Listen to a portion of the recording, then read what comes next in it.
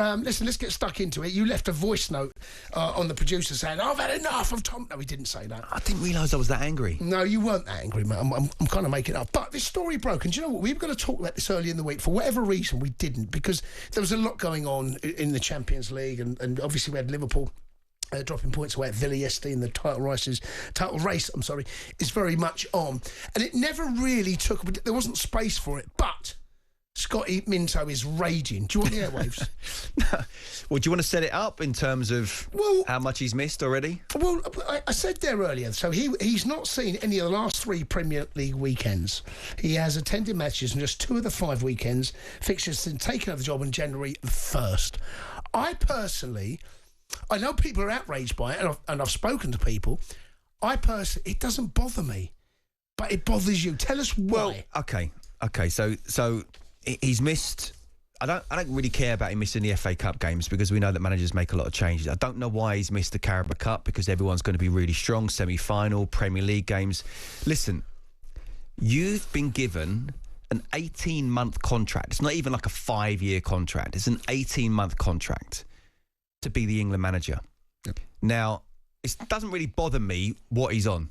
And look, for the record, when he was announced, I was really, really happy that Thomas Tuchel was the manager. Great job at Chelsea. Absolutely fantastic job. And the way he dealt with things off the pitch with all the problems that was happening, I thought he was a very, very classy guy. Excellent coach, Champions League winner, brilliant. Why it's taken so long for him to take over to January the 1st, I don't know. And then to see these stats that he's missed more than half of the Premier League weekends, so just 2 of the 5 that he's seen. He's apologised for having a German passport. He's got nothing to apologise for that for. You know, he's German. There might be people out there who, you know, want an English manager. I know there are former internationals who want an English England manager. Doesn't bother me that. I just want him to do the job. Why would you not go all in? 18 months... Just go for it. Try and get to know these players as much as possible. You can't see every single game, but you can see as many as you possibly can. And for me, I just think the salary is irrelevant. The reason I would never wanted to be a football manager is because I realised that if I'm going to do something, it's going to be all in, and family would have to come second, and you've got to go for it. Why is he not doing this here?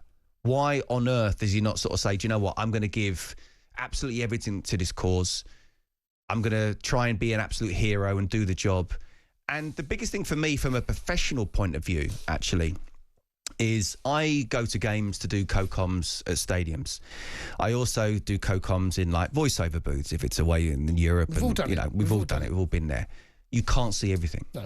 You can't see how a defender is organising the back four while the ball's down the other end. You can't see how a winger might be coming and tucking in unless the cameraman allows you to see that. I just don't get it, mate. Now, ultimately, it's down to results and whatever happens. But why not at least set yourself up with as much information as possible so that by the time you make that first squad announcement and then going forward, you are absolutely all over pretty much every single player that's got a chance of playing for England. I can't disagree with anything you've said, right? Because what you've just said is basically the truth. But here's my take on it. It's his first squad.